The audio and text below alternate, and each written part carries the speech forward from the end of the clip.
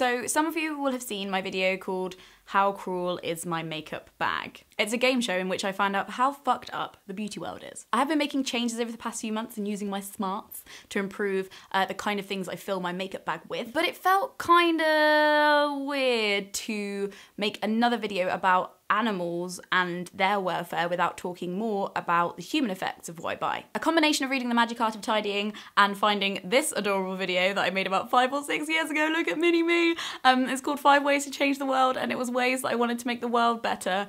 I succeeded at some of those. I did adopt a child for a while and pay for her schooling while I was at university, because I was working like 2 jobs, 3 jobs, I think. And I did start turning the lights off more. There's lots of things that I never really followed through on that video. And while a lot of the things 20-year-old me said were cringy, I also felt that I owed past me and, I don't know, the world, a little bit more attention when it came to what the hell I do with my money. I have a really complex relationship with clothes. I think because the first amount of financial freedom I got was being given a clothes allowance by my very kind parents. They gave me £30 a month, I remember, from when I was like 16, and that was like all of the clothes I was allowed to buy every month. And because clothes were my passion at that point, that was like my big hobby, was to find clothes. And the way to make that £30 go a really long way was to buy the cheapest amount of clothes, find the most amount of deals, so I could feel the most wealthy. Like, I felt like I got the most, and that was the way that I trained myself, my teenage self, into buying, was to try and get the most out of the smallest amount of money, which in theory is a good thing. Also, in my defense, being a teenager in Coventry is super boring, and you either go out into town and buy from H&M at the weekend, or you take drugs. However, as I got older and got more woke, am I getting away with saying the word woke? Probably not. I started to become more aware of how much I share the world with other people. As social justice warrior, that sounds... And by the way, the word social justice warrior, like, bugs me, because I know it's used to refer to the negative ways people feel like they've elevated themselves above others by doing the right thing. But I honestly now also believe the default way that we consume is this way of saying, I won. It's a way of going, I share the world with everybody and I win. I get the most. I reward myself with the most because I earned it. Surrounding myself with possessions, I thought I was surrounding myself with me, with like material aspects of me, with representations of me, and it was a way to solidify my identity in my house, in my room, and among my friends. After about 10 years of this, I found out it was backfiring. My clothes are falling apart. I kept losing interest in clothes but still wearing them because I felt like I needed to get the wear out of them. And the clothes that I spent hours painstakingly selecting to, I don't know, assemble me, started to wear out, and that was really sad because I'd fallen in love with these clothes and I didn't get to keep them because they started getting bobbly and holey and stretching and becoming not clothes.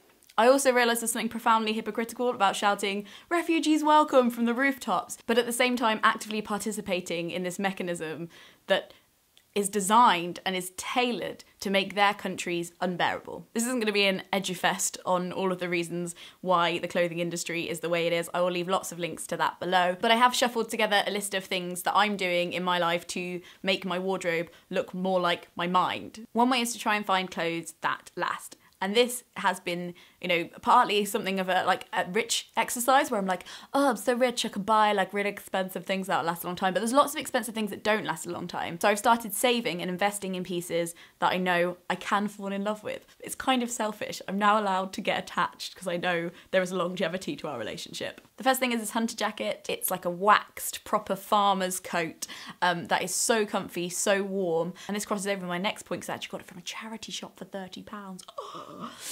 But it's seeing those items and grabbing them when you see them because you know what you're looking for and you know that you want to invest in a piece that will last a long time. You can get this jacket re-waxed later in life. You can get it relined. It's got really, really strong zips, so I know the zips aren't going to give up on me like every single H&M coat I've ever fucking owned. It's got lots of pockets and it's bloody beautiful. I've also surrendered myself to the fact that I need shoes, not trainers, actual shoes, because I'm an actual adult now and I have to attend an actual adult workplace. I fell in love with these silver brogues that I got from a charity shop for £10 that were from New Look, and they fell apart pretty much as soon as we started getting serious. So I've just invested in a pair of Doc Martens. I actually own a pair of Doc Martens that are 22 years old. They've been passed through my best friend's big sister, my other friend's big sister, then they were down to my friend, and then they were passed down to me, and they are still going strong. I haven't even had to like resole them or anything. So I know these shoes will last my fickle tastes, which admittedly as I'm getting older do settle down, and I know they're gonna last me forever, so I'm so excited to start this journey with you. Doc Martens. The second way is charity shops. I love to do more stuff on charity shops because actually like I think lots of people go to coffee shops or concerts or woods to feel calm. I feel like my tranquil place is actually charity shops that smell like a weird mix of detergents and finding pieces that people have thrown away that are like amazing. It's worth traveling to richer areas. This is a weird comment, but it is worth travelling to richer areas. So, for instance, when I lived in Coventry, I used to get the bus to Kenilworth because that's where all of the rich people live. So I'd go to the charity shops. Me and my friend would spend the day in the charity shops in Kenilworth finding like Monsoon and M&S and lots of other brands that people had just discarded because they're like rich enough to do so. There's also lots of other, especially in North London, there's lots of really good charity shops for some really good things. So think about instead of popping into H&M after work to like panic buy a top just to make yourself feel good, spending a day rummaging through everything, it's so much more satisfying and it's so much more like, yeah, I won when you find something that's secondhand but hasn't been as loved as it could have been. Another way is buying new things from brands that you know care. There's Tree, there's Braintree. Here is a beautiful dress I got from Braintree a while ago. There is American Apparel, who don't use sweatshops.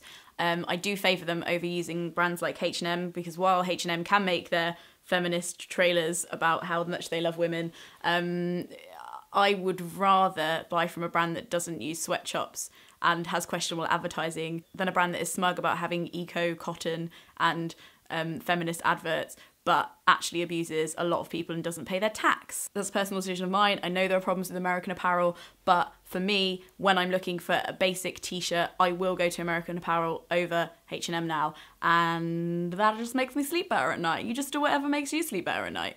There's also this brand that I found, I'm not just stripping for you, I promise. There's a brand that I found on ASOS. It's a jacket that I'm wearing right now and it's called Milk It. That's the brand. And they basically use offcuts of material to make new clothes. This is a beautiful military jacket I've been literally wearing every day. It's not perfect, but at least I know that the material that's being used is stuff that would have been thrown away or discarded by the normal fashion industry. Oh, I also bought Tradecraft, loved by most 60-year-old women in the UK, actually is really cool. And this is a handbag that I bought from them for £8. It's just a simple black fabric handbag and I use it every day. And I was looking at loads of like beautiful handbags in Accessorize, but I know from experience that the pattern on them kind of rubs off whenever you carry them for a long amount of time.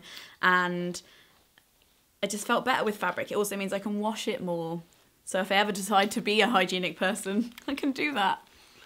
Tradecraft have lots of bags and purses and cushion covers and fabrics and stuff like that that is all completely fair trade, so it's amazing. And the last thing, I've also just changed my thought processes while I'm in the shop. There's a TED Talk I was watching recently where the woman pointed out that there used to be 4 seasons in fashion and now there are 52 seasons every year in fashion because the stock in shops changes every week.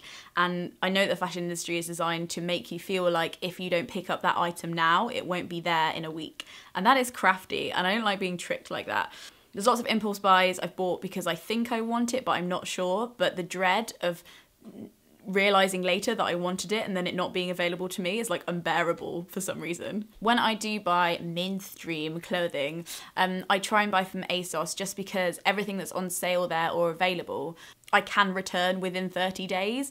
So it's worth me ordering things if I'm pretty sure about them, but 70% sure, seeing if they fit and if they work, and if not, I can return them within 30 days, whatever. Whereas with sale items in shops, you can rarely do that, which sucks. There's also some good advice I read about online that tells you that you should look at an item and decide whether you would wear that item 30 times before you buy it, and then see if you do. I used to buy a lot of like sparkly tops and things and like really cheap material clothing that I knew I wanted to wear to this specific party, but then I never wanted to be seen in it again because I'm so exclusive like that. But yeah, there was stuff that I knew was like just right now fashion, or like the t-shirt had a slogan that was a joke of that week and then I knew I was probably going to get rid of it or never wear it again. Thinking really carefully about what you have in your wardrobe that would go with that item before buying it, and knowing that you're going to wear it a lot and you're going to love it. Oh yeah, I'm also trying not to buy pyjamas, which is a weird one, but I've realised that tops that might have gone bobbly or like a bit out of shape and aren't fit for the public's eye consumption on my body, I use as pyjamas, because then they get a second lease of life. Or you could go straight like my parents, and they like chop up underwear that has gone wrong, and they use it as dusters in the house. But that's my parents. Yeah, it's thinking twice before you throw something out and seeing if you can use it for another purpose. Also making sure clothes that you want to get rid of go to an actual clothes recycling point. They are around. Do find out where yours are and make sure you get them in there, because it's better to recycle them, man. You can't just put them in a bin. Multi-buying is also a blessing and a trap. So I have this tank top from American Apparel, and I bought 4 of that tank top in different colours because I knew I would wear it, and I have. I've worn every single one to death. So there's sometimes when you know that like a cut and a material really suits you and you want to like invest, but there's also times where I've bought lots of different kinds of top that are similar, just because I have this anxiety. It's a lot to do with like body image and how I'm seen, where I have a fear of that moment where you're really late and you're supposed to be going somewhere, but you can't find anything that feels good on your body and that fits, and you want to have the most amount of available items so that you won't get into that situation. And the more clothes I've accumulated, the more I've called bullshit on that. It doesn't happen. There are just times when nothing feels right. But it's more likely to happen if all of your favourite clothes are on the rail and all of your meh clothes are somewhere else, on somebody else's body, in somebody else's charity shop. You see what I mean? Feeling better in my body in general has helped, and not giving as much of a shit about what people think about me when I leave the house, but recognising when I do try and panic accumulate clothes that's the reason, not because owning more clothes is actually going to make me hotter in the long run. Is this something you guys ever think about? I never want it to be like point the finger, because, you know, social justice warrior, blah, blah, blah, blah. Interlude, favourite song from my childhood. When I point my finger at my neighbour, there are 3 more pointing back at me. The first one says, now easy mate, you ain't cleared the rubbish at your own back gate. This isn't supposed to be a preachy video, but I guess when you like care about something, you want to talk about it, and there's like this really fine line between people perceiving it as this preaching thing and this thing that you're just excited about. And for me, it's just something I'm excited about. I will leave links to everything that I've talked about below, along with a documentary that is available on Netflix called The True Cost. Frog snug out.